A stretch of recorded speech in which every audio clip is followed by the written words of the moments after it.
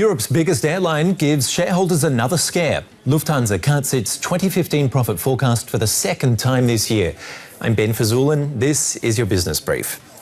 The global economic slowdown is to blame. We're hearing that more and more from the big corporations. In other words, falling demand, in this case, ticket sales. Swings in oil prices and foreign exchange rates are adding to the headwinds. And then there's costly strike action. Lufthansa pilots are up in arms over company plans to raise the early retirement age. They've now walked off the job 9 times over the past half year. Lufthansa passengers are getting used to flight cancellations. Strikes have forced Germany's biggest airline to cut almost 6,000 flights since April. Hundreds of thousands of customers have been affected. The worst industrial dispute in the carrier's history has been extremely expensive. The trouble comes as Lufthansa tries to slim down to compete more effectively with low-cost carriers and airlines from the Middle East. But its employees are showing no tolerance for cutbacks, especially the pilots' union, Cockpit. Without pilots, the planes don't fly, and there's still no solution in sight. The situation is worrying shareholders. Lufthansa stock has gone into a tailspin, diving 40% since the first strike in April. Another of Europe's legacy airlines is also in roughly the same boat. Pilots at Air France, KLM, went on strike in September for 2 weeks, also protesting cutbacks. That cost the carrier some 330 million euros. So a bit of turbulence for some of Europe's main airlines. Let's check in consultant Heinrich Groß-Bonkert. We just mentioned Air France KLM. It's also lowered its profit guidance for 2014. Can strike action really hurt that much? If strikes last as long as they did in the case of Air France KLM, it certainly can hurt. It costs some 300 million euros.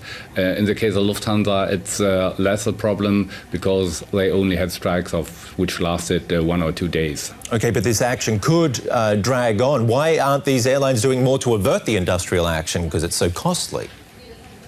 It would be much more costly to proceed with the retirement plans the pilots have today.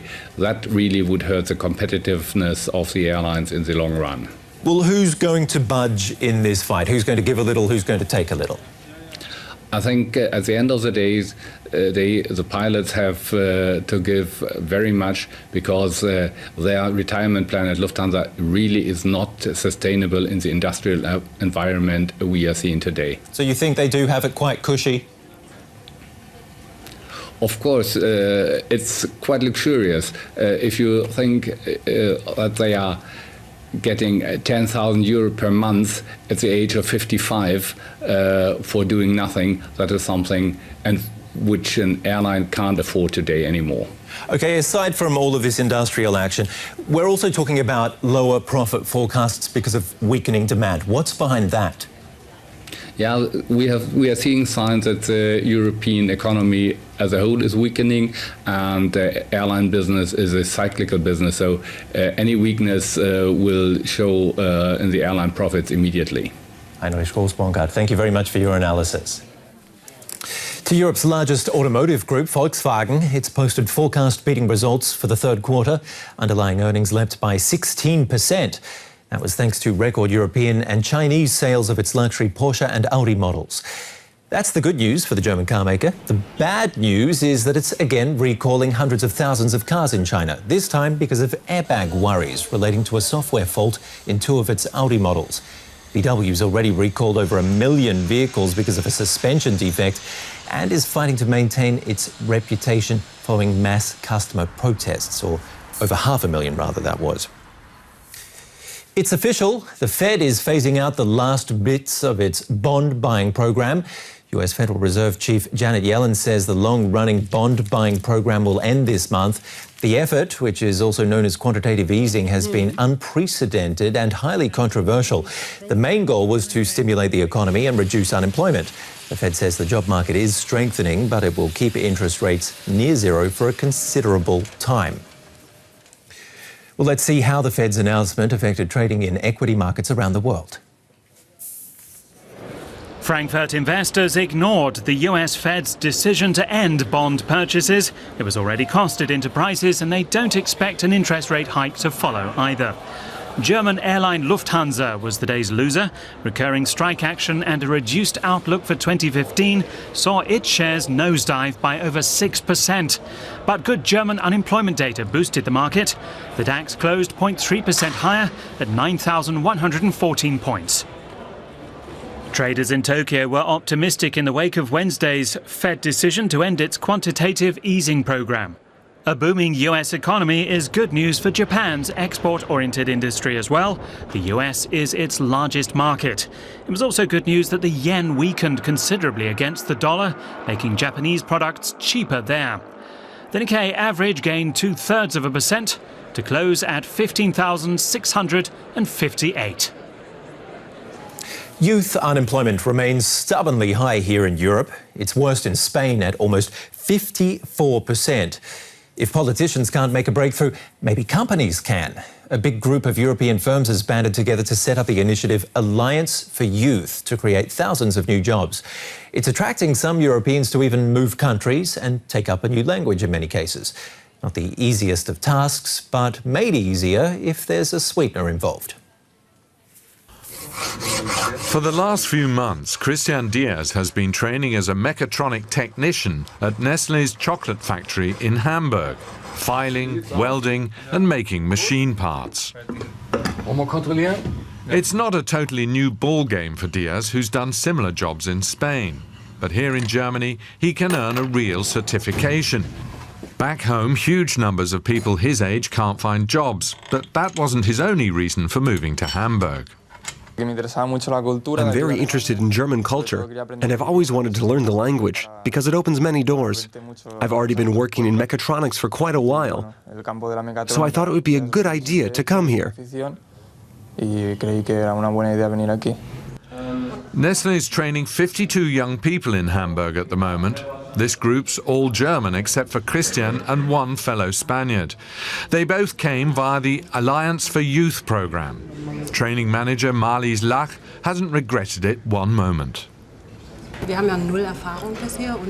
It was new territory for us, and we heard that a lot of the Spanish youngsters in other companies had dropped out.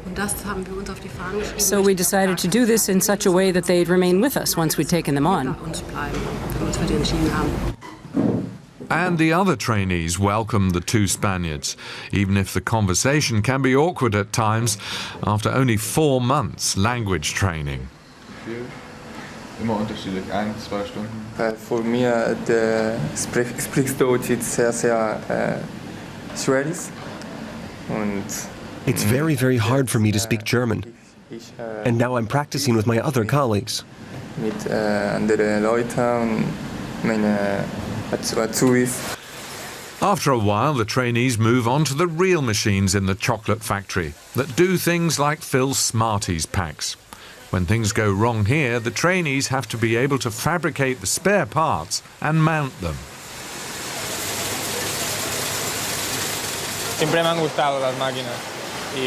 I've always liked machines, and the Smarties production especially, because a lot of it's automatic.